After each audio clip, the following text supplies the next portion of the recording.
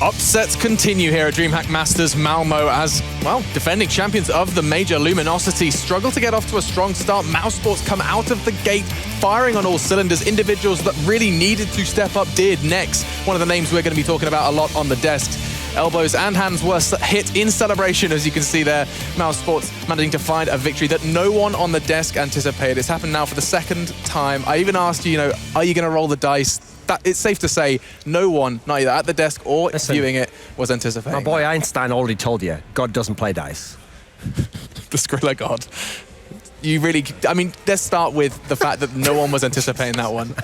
No, this is more shocking to me than the Tyloo Team Liquid result and the Dignitas NIP result. Those, at least, there was some realm of possibility of that happening. That's true. Like I said, the map was great for Mouse compared to Luminosity. This is like one of their worst maps.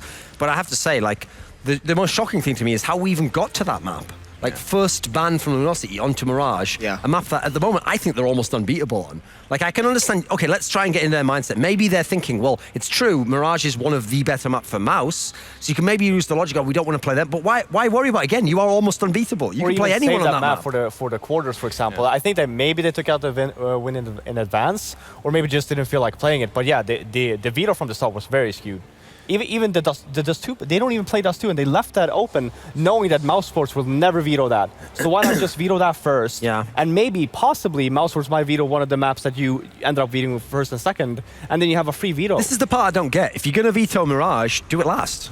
Yeah, that's what I'm saying. Gamble that maybe Mouse vetoes it and thinks, well, they're not going to veto themselves, so they have to veto. Now you can force it on to Train. Cobble as well. Like Their veto of Cobble, we saw Mouse struggle on that heavily in the very major, off. But yeah, I mean, even beyond that though, let's talk about the positives that we saw out of Mouse, because Nex came up in a big way, and that's what happens when Nex is getting kills. We've talked about it. You mentioned who's going to be that other guy to step up, and when it's Nex and he's having that kind of a game, they're really tough to beat. They did such a good job of trading. It wasn't anything like mind-blowing tactically or strategically, but trading into these bomb sites, they were so effective. And often they would take full advantage. Yanko brought up the term power play and basically pushing the numbers advantage.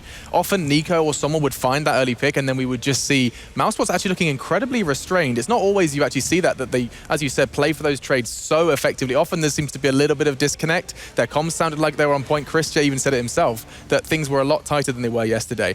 Fifth Laren, your thoughts? No, like Jason was saying, I think overall they actually did, they played great. When you actually have a player, so obviously Nico will always show up every single time. Of course. Then you were talking about, like, well, Chris J has to show up. Yeah, he also showed up. Yeah. But then the third person in there, Nex, the kind of a person, when he first joined mousesports, he was the beast, dropping 30 every single time. For once, he actually showed up, and you can clearly tell by the way that they were playing with the trades and overall. And I mean, obviously from Luminosity, you're talking about one of the best players in the world here, won the MVP from the major. Cold Sarah was absolutely nowhere to be found on that game. Which is absolutely shocking, especially because, remember, to give people context who haven't watched this map much, this is a T-sided map at the moment. Teams who are good on cash get like 9, 10 rounds on T-side. They were on CT side, and basically they weren't getting any kills. So, I mean, that's absolutely really shocking, because the thing about Cold Zero to me is, what surprised me at the major was then he was dropping the huge numbers. Normally he's more like he's just consistently really good round after round, he grinds you down, and he was a non-factor entirely in this game. We also talked about the scenario, right? We kind of discussed this. We were like, what if? You said, actually your words were, Duncan, were, we need one upset at this stage for Mouse to have the run that gives them, one of their biggest finishes, one of their top finishes. They haven't had an abundance of high tournament finishes, and this could very well set the scene quite nicely for a bit of a big run for the German side. This messes up the whole bracket. Yeah. It's the same when Liquid beat Fnatic. It goes the other way as well, though. Yeah, I know. Think about it the other way. Now this is where Luminosity, they've got the wake-up call, so they come in, they play someone who's the #1 seed in their group, and then beat them, and then you feel unfair for that guy. It's like, oh, we did our job, we got to the first place, I mean, this is where, if you're Astralis, you're like, again? Really? What did I do in the past life to deserve this? It feels like that's coming. It feels like that script's right. Like, I think this seems familiar. Where does this go again? Could it really be happening again? I mean, that'd be so unfortunate. What if it actually did? Get the video ready in the Kleenex. The Kleenex. But, I mean, look at the possibilities here. I should probably put more context in might even that. I have mean, a- for when they cry after the game. Thank you. Just wanted to make sure we got because you specific. enjoy watching it so much. I mean, I'm a big fan of this regardless. Context. I mean, you might even have a Luminosity everything. Navi now in quarters.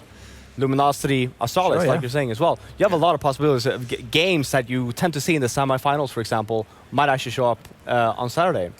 Closing thoughts then on that one, Duncan, before we start preparing ourselves for what will be a big one with Navi CLG.